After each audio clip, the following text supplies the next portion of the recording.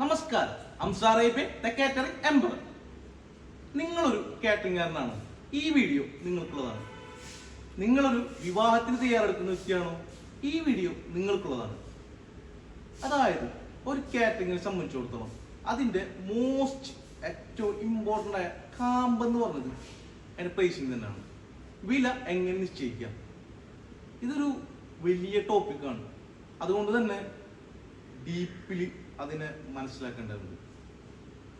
കാറ്ററിങ്ങിന് എങ്ങനെ വില നിശ്ചയിക്കാമെന്ന് നമ്മൾ പഠിക്കുമ്പോൾ ആദ്യം നമ്മൾ മനസ്സിലാക്കേണ്ടത് കസ്റ്റമറുടെ ആവശ്യവും, അതായത് അവൻ്റെ നീഡും അവൻ്റെ പെയിനും അവൻ്റെ പ്രയോറിറ്റിയും, ഇത് മൂന്നും മനസ്സിലാക്കി വേണം നമ്മൾ എന്ത് ചെയ്യാൻ ഒരു വില നിശ്ചയിക്കാനായിട്ട്. ഈ കാലഘട്ടത്തിൽ വിവാഹം എന്നത് ആളുകളെ സംബന്ധിച്ചിടത്തോളം വെറും ഒരു ചടങ്ങ് മാത്രമല്ല, അവരുടെ സ്റ്റാറ്റസും വിലയും നിലയും വിളിച്ചോതുന്ന ഒരു ചടങ്ങ് കൂടിയാണ്.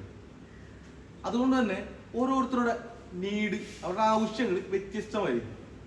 നമ്മുടെ മുന്നിലിരിക്കുന്ന കസ്റ്റമറുടെ ആഗ്രഹങ്ങളും ആവശ്യങ്ങളും അവൻ്റെ പ്രയോറിറ്റിയും നമ്മൾ മനസ്സിലാക്കി വേണം ഓരോരുത്തർക്കും നമ്മൾ എന്ത് ചെയ്യാൻ സർവീസ് പ്രൊവൈഡ് ചെയ്യാൻ. അല്ലാതെ എല്ലാ കസ്റ്റമേഴ്സിനും ഒരുപോലെയല്ല സർവീസ് കൊടുക്കേണ്ടത്. ഈ ആവശ്യങ്ങൾ മനസ്സിലാക്കാൻ ഞാൻ ഒരു എളുപ്പവഴി പറഞ്ഞിട്ടെ. അതായത് കസ്റ്റമറുടെ നീഡും അവൻ്റെ വരുമാനത്തെ ആശ്രയിച്ചാണ്. ഓരോ കസ്റ്റമേഴ്സിൻ്റെ ആവശ്യങ്ങൾ അവൻ്റെ വരുമാനത്തെ ആശ്രയിച്ചാണ്. അപ്പോൾ നമുക്ക് അവൻ്റെ വരുമാനത്തെയും അവൻ്റെ ആവശ്യത്തെയും നമുക്കൊന്ന് നാലായിട്ട് വിലയിരുത്താം. ഓക്കെ, അപ്പോൾ നമുക്ക് കസ്റ്റമറുടെ 4 വിഭാഗം അവൻ്റെ വരുമാനത്തനുസരിച്ച് നമുക്ക് എന്ത് ചെയ്യാം, ഷിഫ്റ്റ് ചെയ്യാം. അതായത് ഒരു 50,000 രൂപ മാസ വരുമാനം, 50,000-ൽ താഴെ മാസ വരുമാനമുള്ള ഒരു വിഭാഗം. ഇനി 2 ലക്ഷം രൂപയിൽ താഴെ മാസ വരുമാനമുള്ള രണ്ടാമത്തെ കാറ്റഗറി. ഇനി 10 ലക്ഷത്തിൽ രൂപ അതിന് താഴെ മാസ വരുമാനമുള്ള മൂന്നാമത്തെ വിഭാഗം. ഇനി 10 ലക്ഷത്തിന് മുകളിൽ മാസ വരുമാനമുള്ള 3 കാറ്റഗറി. അപ്പോൾ ഇങ്ങനെ 4 കാറ്റഗറി ആയിട്ട് നമുക്ക് തിരിക്കാം. അപ്പോൾ നമുക്ക് ഫസ്റ്റത്തെ ടീമിന് എന്ത് ചെയ്യാം, നോർമൽ, അതായത് നോർമൽ കസ്റ്റമർ. രണ്ടാമത്തെ ഒരു മിഡിൽ ക്ലാസ്, അതായത് മീഡിയം കസ്റ്റമർ.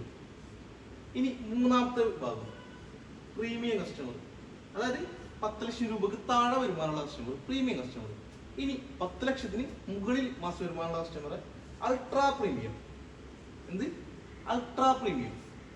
ഇങ്ങനെ നമുക്ക് കസ്റ്റമറെ 4 ആയി തന്നിരിക്കാം. ഇവരുടെ വരുമാനം മാസം 50, ഇവരെ 2 ലക്ഷം, അതായത് 50,000 ടു 2 ലക്ഷം. ഇവരത് 10 ലക്ഷം, അതായത് 2 ലക്ഷം ടു 10 ലക്ഷം. ഇവരത് 10-ന് മുകളിലും.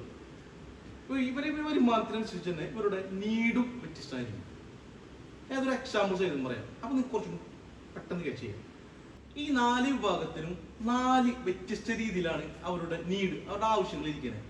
അപ്പോൾ നമ്മുടെ മുന്നിലിരിക്കുന്ന കസ്റ്റമറെ അവൻ്റെ ആവശ്യങ്ങൾ മനസ്സിലാക്കി, അവൻ്റെ നീഡ് മനസ്സിലാക്കി വേണം നമ്മൾ എന്ത് ചെയ്യാൻ അവർക്ക് വേണ്ട ഫുഡിൻ്റെ ആയാലും സർവീസിൻ്റെ ആയാലും ഡെക്കറേഷൻ്റെ ആയാലും എല്ലാം നമ്മൾ എസ്റ്റിമേറ്റ് തയ്യാറാക്കി കൊടുക്കുക.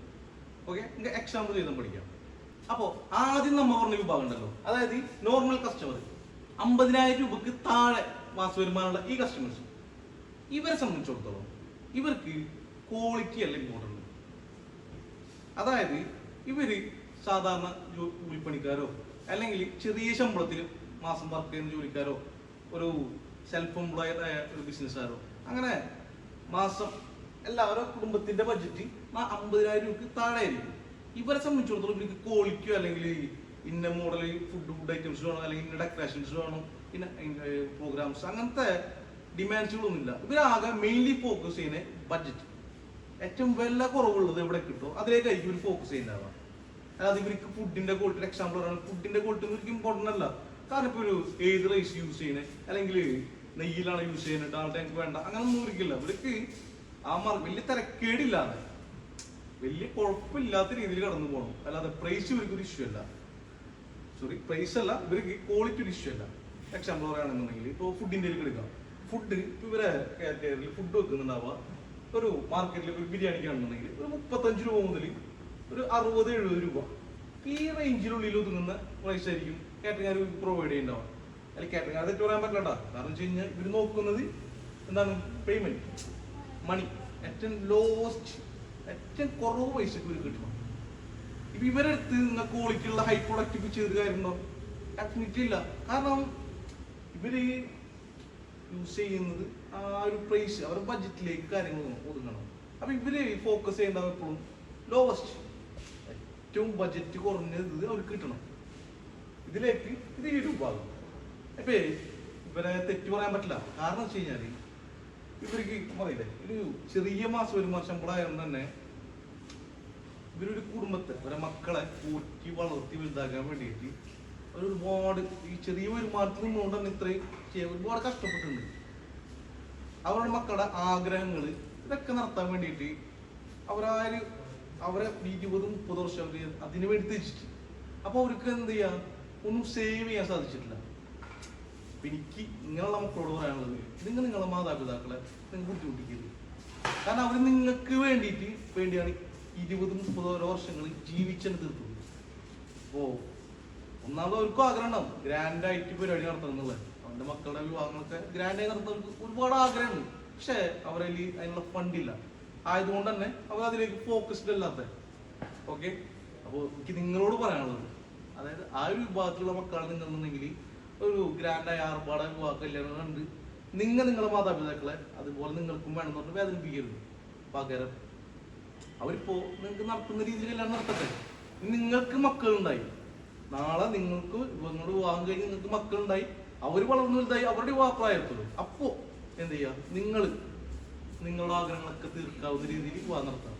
ഈ കാറ്റഗറി വിവാഹത്തിന്റെ അവരുടെ ആവശ്യങ്ങളെ കുറിച്ച്, അവരുടെ ആവശ്യങ്ങൾ എങ്ങനെയാണ്, അവരുടെ വിവാഹങ്ങൾ എങ്ങനെ നടക്കുന്നത്, അവരെ കുറിച്ച് നമുക്ക് പഠിക്കാം.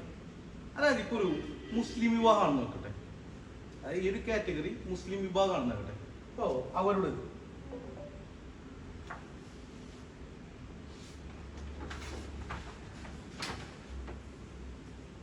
ഇപ്പൊ ഒരു മുസ്ലിം വിവാഹമാണെന്നുണ്ടെങ്കിൽ ഇപ്പൊ അവരുടെ ആഗ്രഹം എന്ന് പറഞ്ഞു കഴിഞ്ഞാൽ ഇപ്പൊ ഒരു 1000 പേരെ ഫംഗ്ഷൻ ആണെന്നൊക്കെ നമുക്ക് 2 കാറ്റഗറിയിൽ എന്ത് ചെയ്യാം, ഇവരുടെ ഫുഡ് മെനു ഐറ്റംസിൽ നമുക്ക് വിലയിരുത്താം. ഒരു ടീം ഒരു ചിക്കൻ ബിരിയാണി, അതിന്റെ ഷെയ്ഡ് ഐറ്റംസ്, സലാഡ്, അച്ചാർ, ഒരു നോർമലായുള്ള ഡെക്കറേഷൻ, നോർമൽ ടേബിൾ ഡെക്കറേഷൻ, ഒരു 10-15 സപ്ലൈ പിള്ളേർ, ഒരു നോർമലി ഒരു ഡ്രിങ്ക്സ്, ഒരു ഡിസേർട്സ് ആയിട്ടൊരു ഐസ്ക്രീം. ഇതിലായിരിക്കും അവരുടെ ഫുഡ് മെനു ഉണ്ടാവുക.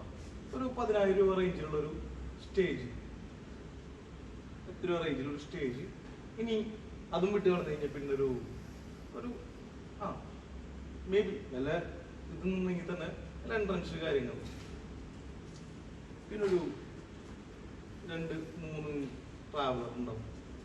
ഇനി കൂടിയാലൊരു കാറ്, പിന്നെ ഒരു 3000 രൂപ ബഡ്ജറ്റിൽ ഒരു ബൊക്കാമാല ഐറ്റംസ്, ഒരു നോർമലി ഒരു 30,000-50,000 രൂപ ഡ്രസ്സിന് വേണ്ടി ചെലവാക്കുക, ഒരു 10 പവൻ സ്വർണം.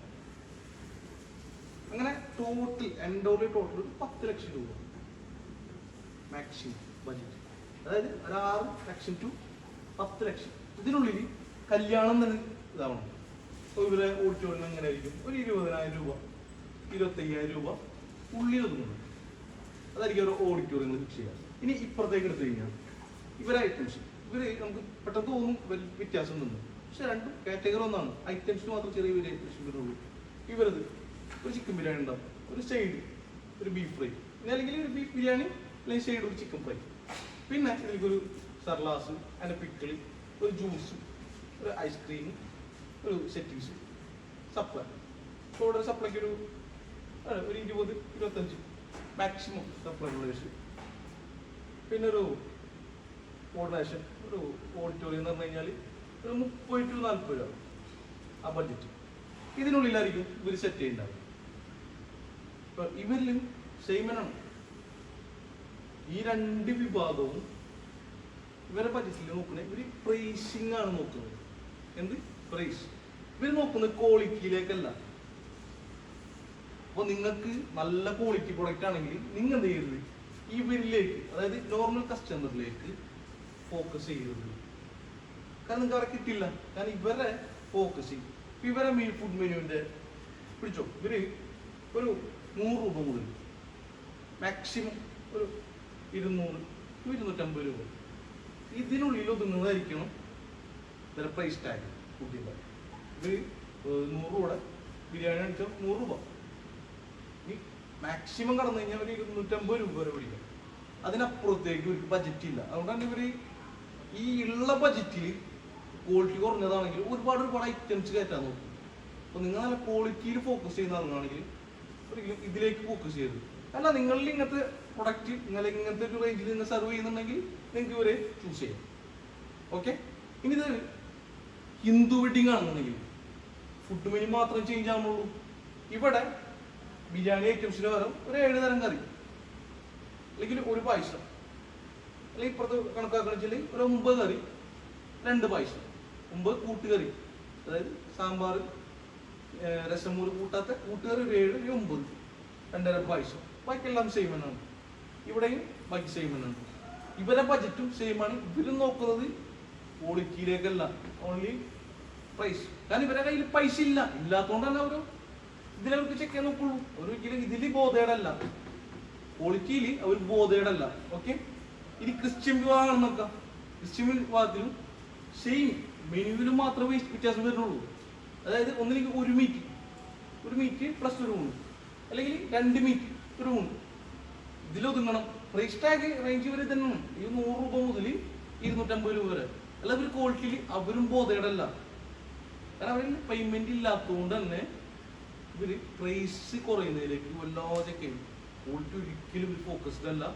നിങ്ങൾ ക്വാളിറ്റി സർവീസ് ആണെന്നുണ്ടെങ്കിൽ ഇതിലേക്ക് ഫോക്കസ് ചെയ്യരുത്. നമുക്ക് അടുത്ത വിഭാഗത്തെ കുറിച്ച് നോക്കാം. അതായത് രണ്ടാമത് പറഞ്ഞ മിഡിൽ ക്ലാസ് ഫാമിലി. അതായത് 2 ലക്ഷം രൂപയിൽ താഴെ മാസ വരുമാനമുള്ള കുടുംബത്തിന്റെ ബജറ്റ് മാസം വരുമാനമുള്ളത് 2 ലക്ഷം രൂപയിൽ താഴെയുള്ളവരുടെ. അപ്പോൾ ഇവര് നേരത്തെ പറഞ്ഞ ടീമിൽ നിന്ന് ഒരു വ്യത്യസ്തരാണ്. കാരണം ഇവിടെ നിന്നാണ് സ്റ്റാറ്റസ് നോക്കി തോന്നുന്നത്. നേരത്തെ പറഞ്ഞാൽ സ്റ്റാറ്റസ് കാര്യങ്ങളൊന്നുമില്ല, അവർക്ക് എങ്ങനെയെങ്കിലും പരിപാടി നടക്കുക എന്നുള്ളതാണ്. ഇവിടെ നിന്ന് സ്റ്റാറ്റസ് സ്റ്റാർട്ട് ചെയ്യും. പക്ഷെ ഇവര് നേരത്തെ പറഞ്ഞ പോലെ തന്നെ പേയ്മെന്റ് നോക്കിയാണ് ഇവരും സെലക്ട് ചെയ്യണം. ഇവർക്ക് മറ്റുള്ള വ്യത്യാസം എന്ന് വെച്ച് കഴിഞ്ഞാൽ അവർക്ക് ഒരുപാട് ആഗ്രഹങ്ങളുണ്ട്. ഇവർക്ക് ആഗ്രഹങ്ങളുകൊണ്ട് തന്നെ ഇവരൊരു ബജറ്റിങ് ഉണ്ടാവും. ആ ബജറ്റിനുള്ളിൽ ഒതുക്കിക്കൊണ്ട് നിയറസ്റ്റിൽ കിട്ടാവുന്ന ഏതെങ്കിലും കാറ്ററിംഗാരെയോ ഇവന്റ് പ്ലാനേഴ്സിനെയോ വർക്ക് ഏൽപ്പിച്ച് അവരെല്ലാ ബജറ്റിങ്ങും കൂടി ഒതുങ്ങുന്നത് നോക്കിയിട്ട് വലിയ തിരക്കുകളില്ലാത്ത ടീമിനെ ഏൽപ്പിക്കും. നേരത്തെ ഉള്ളവർ തീരെ ക്വാളിറ്റി വയ്ക്കുന്നില്ല. പക്ഷെ ഇവർ അത്യാവശ്യം ക്വാളിറ്റി നോക്കും. പക്ഷെ ഇവർ മെയിൻലി നോക്കുന്ന പ്രൈസ് തന്നെയാണ്. അതായത് ഇവർ തെറ്റുമായിട്ടില്ല. കാരണം ഇവരെന്ന് പറയുന്നത് സർക്കാർ ജീവനക്കാരോ അല്ലെങ്കിൽ ബാങ്ക് ഉദ്യോഗസ്ഥരോ അല്ലെങ്കിൽ ചെറുകിട ഒരു സ്വന്തമായി ചെറിയൊരു രീതിയിലുള്ള ഒരു ബിസിനസ്സുകാരോ അങ്ങനെ ഉള്ള ഏതെങ്കിലും ഒരു ഭാഗമായിരിക്കും. ഇവർക്ക് വലിയ ഇൻവെസ്റ്റ്മെന്റോ മറ്റുള്ള കാര്യങ്ങളോ സേവിങ്സോ ഒന്നും ഉണ്ടാവില്ല. ഒരു LIC അല്ലെങ്കിൽ ഒരു FD, ബാങ്കിലൊരു FD, അല്ലെങ്കിൽ ചെറിയൊരു രീതിയിലുള്ള എന്തെങ്കിലും സേവിങ്സ്, സ്വന്തമായിട്ടൊരു വീടുണ്ടാവും, ഒരു കാറുണ്ടാവും. ഇതേ ഇവർക്ക് ഉണ്ടാവുള്ളൂ. കാരണം ഇവരെ ഈ ഒരു 30-40 വർഷത്തെ അധ്വാനത്തിൽ നിന്ന് ഉണ്ടാക്കിയുള്ള എത്ര ആയിരിക്കും. അതുകൊണ്ട് തന്നെ ഇവരെ ഒരുപാട് സേവിങ്സും കാര്യങ്ങളൊന്നും ഇല്ല. അപ്പോൾ ഇവർ ആ ഒരു രീതിയിൽ ഒതുങ്ങാവുന്ന രീതിയിൽ, കാരണം ഇവർ കംഫർട്ട് സോണിൽ നിൽക്കാൻ ആഗ്രഹിക്കുന്നതാണ്. ഇവർ അതിൽ ഒതുങ്ങാവുന്ന രീതിയിലായിരിക്കും ഇവരെന്ത് ചെയ്യുക, വിവാഹത്തിന് പ്രിപ്പറേഷൻ ചെയ്യുക. ഇവർക്ക് ആഗ്രഹങ്ങളൊക്കെ ഉണ്ടാവും. ആ ആഗ്രഹങ്ങളെ എല്ലാം ഒരു ഇതിനുള്ളിൽ ഒതുക്കുന്ന രീതിയിൽ. അപ്പോൾ നമുക്ക് നോക്കാം. നേരത്തെ പറഞ്ഞ പോലെ തന്നെ ഫസ്റ്റ് മുസ്ലിം വിവാഹത്തിൽ തന്നെ ചെക്ക് ചെയ്യാം. ഓക്കെ. അപ്പോൾ മീഡിയം കാറ്റഗറി, അതായത് മീഡിയം 2 ലക്ഷം രൂപയിൽ താഴെയുള്ള കാറ്റഗറി. ഇപ്പം ഇവരെ നമുക്ക് എന്ത് ചെയ്യാം, ഒരു 1000 പേരെ പരിപാടിയാണ്. ഇവരെ 2ആയി തരംതിരിക്കാം. ഇവരെ മെനു ഐറ്റംസ് നമുക്ക് ചെക്ക് ചെയ്യാം. നമുക്ക് എന്ത് ചെയ്യാം, ഇവരെ 2ആയി തരംതിരിക്കാം. അപ്പോൾ ഇതിൽ തന്നെ 2 വിഭാഗം ഉണ്ടാവും. ഒന്നിക്ക് ഇവരെ മെനു ഐറ്റംസ് ചെക്ക് ചെയ്യാം. ഒരു ചിക്കൻ ബിരിയാണി, നേരത്തെ പറഞ്ഞ പോലെ നേരത്തെ സാധാരണ ബിരിയാണി ആയിരുന്നു. ഇപ്പോൾ കുറച്ചുകൂടി വ്യത്യാസം ഉണ്ട്. അപ്പോൾ തലശ്ശേരി ചിക്കൻ ബിരിയാണി, അല്ലെങ്കിൽ മലബാർ ചിക്കൻ ബിരിയാണി, അങ്ങനെ ഒരു ആവറേജ് നാട്ടിൽ കുറച്ച് കുഴപ്പമില്ലാണ്ട് അറിയപ്പെട്ട ഒരു ബിരിയാണി ഉള്ളൂ. അതിൽ വലിയ ഇതൊന്നും ചെക്ക് ചെയ്യില്ല, എന്നാലും അങ്ങനത്തെ ഒരു ബിരിയാണി. പിന്നെ ഒരു ഷെയ്ഡ്, ഒരു ബീഫ്, ഒരു ഐസ്ക്രീം, ഒരു ജ്യൂസ്, ഒരു 5 തരം ജ്യൂസ് ഉണ്ടാവും. പിന്നെ ഒരു മറ്റൊരു 10-20 പിള്ളേർ സപ്ലൈ പിള്ളേർ എന്നുള്ളത്, കുറച്ചും കൂടി ഇതിലൊരു 30 പിള്ളേർ, ഒരു 40 സപ്ലൈ പിള്ളേർ, ഒരു 2 സൂപ്പർവൈസർമാർ. പിന്നെ കോർഡിനേറ്ററിന് ഒരാളുണ്ടാവില്ല, കാരണം ഇവിടുത്തെ കാറ്ററിംഗ് എടുക്കുന്ന ആളായിരിക്കും ഇതിൻ്റെ കോർഡിനേറ്റർ. പിന്നെ ഇവർക്കൊരു ഹാള്, ഇവർക്ക് എടുക്കുന്ന ഓഡിറ്റോറിയം എന്ന് പറഞ്ഞു കഴിഞ്ഞാൽ ഒരു വീട്ടിൽ തന്നെയാണ് പന്തലാണെന്ന് തന്നെ ഒരു 50,000 to 1 lakhനുള്ള ഒരു പന്തൽ, ഒരു 50,000 to 1 lakhനുള്ള ഒരു സ്റ്റേജ്, ഒരു 50,000 രൂപ റേഞ്ചിലുള്ള ഒരു 1-2 പ്രോഗ്രാംസ്, ഒരു ഫംഗ്ഷൻ, ഒരു 20,000 രൂപ റേഞ്ചിൽ വരുന്നൊരു വാഹനം, പിന്നെ ഒരു 10,000 രൂപ റേഞ്ചിൽ ഉള്ളിൽ വരുന്ന ഒരു ഫ്ലവർ, ബൊക്ക, മാല, അങ്ങനത്തെ ഐറ്റംസ്. അങ്ങനെ ടോട്ടലി നീ ഇവിടേക്ക് എടുത്തു കഴിഞ്ഞാൽ ഇത് ചിലപ്പോൾ ചിക്കൻ ബിരിയാണി എന്നുള്ളടത്ത് തലശ്ശേരി മട്ടൻ ബിരിയാണി ആയിരിക്കും. ഒരു 1-2 മീറ്റ് ഉണ്ടാവും. ഒരു സൈഡ് ആയിട്ടൊരു ചിക്കൻ ബിരിയാണി, മട്ടൻ ബിരിയാണിക്ക് ഒരു ചിക്കൻ 60 ചിക്കൻ കൊണ്ടാട്ടെ, അല്ലെങ്കിൽ ഒരു BDF, അങ്ങനെ എന്തെങ്കിലും. ഇനി ഇതായിരിക്കും ഇവരിലേക്ക് ഉണ്ടാവും. ബാക്കിയെല്ലാം സെയിം തന്നെ. ഒരു ഡിസേർട്ട്സ് ഉണ്ടാവും, ഒരു പുഡിങ് ഉണ്ടാവും, അല്ലെങ്കിൽ ഫ്രൂട്ട് സലാഡ്, അല്ലെങ്കിൽ ക്യാരറ്റ് ഹലുവ, അങ്ങനെ എന്തെങ്കിലും 2-3 ഡിസേർട്ട്സ് ഉണ്ടാവും. പിന്നെ ഒരു ഫ്ലേവർ ടീ ഉണ്ടാവും. ഇതൊക്കെ ആയിരിക്കും ഇവരുടെ ഫുഡ് മെനൂസിൽ ഉണ്ടാവുക. ഇപ്പം ഇവര് എന്തല്ല കുറച്ചും കൂടി വ്യത്യാസം ഞാൻ പറഞ്ഞല്ലോ. ഇതെല്ലാതും ഇവർക്ക് എന്തിനും തിന്നും. ഇവരെ ബഡ്ജറ്റ് ഞാൻ പറഞ്ഞത് ഒരു 250 രൂപ സ്റ്റാർട്ട് ചെയ്യാം, 700 രൂപ. ഒരു 250 മുതൽ 700 രൂപ വരെയാണ് ഇവരുടെ ഈ പറഞ്ഞവരുടെ ബഡ്ജറ്റ് ഒരു ഫുഡ് മെനു. ഇതിൽ കൂടുതൽ ഇവർക്ക് അഫോർഡബിൾ അല്ല. ഇവർക്ക് എല്ലാ ആഗ്രഹങ്ങളും ഒതുങ്ങണം, പക്ഷെ അത് ബഡ്ജറ്റ് ഇതിനുള്ളിൽ ഒതുക്കിക്കൊണ്ടിരിക്കണം. ഇവർ ചെറുതായിട്ട് ക്വാളിറ്റി വെക്കും. ഞാൻ നേരത്തെ പറഞ്ഞ പോലെ ചെറുതായിട്ട് ഒരു ക്വാളിറ്റി വെക്കും, പക്ഷെ വല്ലാതെ ഒരു ബോധമല്ല ഇതിനെക്കുറിച്ച്. ഇവർക്ക് വേണ്ടത് എല്ലാ ആഗ്രഹങ്ങളെല്ലാം ഒത്തൊരുമിക്കണം. അറ്റ് എ ടൈം തന്നെ ബഡ്ജറ്റ് കുറയണം. വലിയ ക്വാളിറ്റിയിൽ ഫോക്കസ് ചെയ്യുന്നതല്ല, എന്നാലും ഒരു ആവറേജ്. ഇവര് എവിടെയൊക്കെ ഓഫേഴ്സിൻ്റെ എവിടെയൊക്കെ ഇതുണ്ട്, കൂടുതലും എൻക്വയറീസ് ചെക്ക് ചെയ്യുന്നത് ഈ ഭാഗം. ഓഫേഴ്സിന് നമ്മൾ ഓഫറുകളൊക്കെ സെറ്റ് ചെയ്യില്ലേ, ഈ ഓഫർ സെറ്റ് ചെയ്യുമ്പോൾ അല്ലെങ്കിൽ ഓരോ ഇപ്പോൾ നമ്മളെ സോഷ്യൽ മീഡിയയിൽ തന്നെ എവിടെ ഓഫർ അങ്ങനെ നോക്കി ഭയങ്കര എൻക്വയറീസ് ടീമായിരിക്കും. നിങ്ങൾ ഈ വിഭാഗത്തിലാണ് ഫോക്കസ് ചെയ്യുന്നുണ്ടെങ്കിൽ എന്ത് ചെയ്യാൻ എനിക്ക് സർവീസ് കൊടുക്കുക. ക്വാളിറ്റി മാത്രമേ നിങ്ങൾ കൊടുക്കുള്ളൂ എന്നുള്ള ഒരു കണ്ടീഷനിലാണ് നിങ്ങളെന്നുണ്ടെങ്കിൽ, ക്വാളിറ്റിയിലാണ് ഒരുപാട് ഫോക്കസ് ചെയ്യുന്നുണ്ടെങ്കിൽ ഇവർക്കും സെർവ് ചെയ്യുന്നത്. ഓക്കെ, ഇനി നമുക്കൊരു മൂന്നാമത്തെ വിഭാഗമുണ്ട്. അപ്പോൾ ഫസ്റ്റ് നാം പറഞ്ഞത് നോർമൽ വിഭാഗം, രണ്ടാമത് പറഞ്ഞത് മിഡിൽ ക്ലാസ് മീഡിയം വിഭാഗം, മൂന്നാമത് പറഞ്ഞത് പ്രീമിയം വിഭാഗം.